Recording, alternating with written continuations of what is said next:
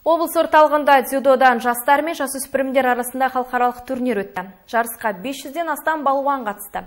Алғашқы күні ақ маңғыстаулық спортшылар өздерінің мықтылығын боз кілемде дәлелдеп берді. Толығырақ келесі бейнематериалда.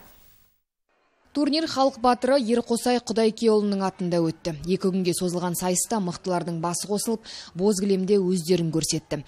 Қазақстанның түкпір-түкпірінен келгендер мен шетелдік балуандар бір-біріне пай берер емес. Жарысқа Грузиядан 1, Әзербайжаннан 3, Түркиядан 1 команда келіп қатысты. Бұрын-соңды мынандай уровеньде өтіп көрген жоқ. Бұл жарыс Маңғыстауда өтіп жатқан үлкен деңгейде ұйымдастырылып жатыр. Жарысқа келушілердің саны өте көп. Соның ішінде атап айтсақ, Қазақстанның чемпиондары, Азияның чемпиондары, халықаралық аренада күресіп жүрген спортшылар күресіп жатыр.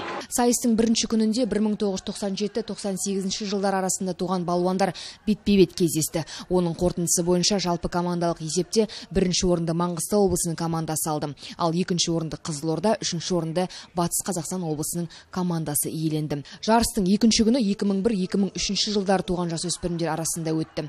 Маңғыстау қоржыны 5 алтын, 3 күміс және 6 қола медальдармен толықты. Ал 2005-2007 жыл туған жасөспірімдер арасындағы сайыста 2 алтын, 2 күміс және 6 қола маңғыстаулық балуандар иеленді. 55 килограмм салмақта өнер көрсетіп жатырмын.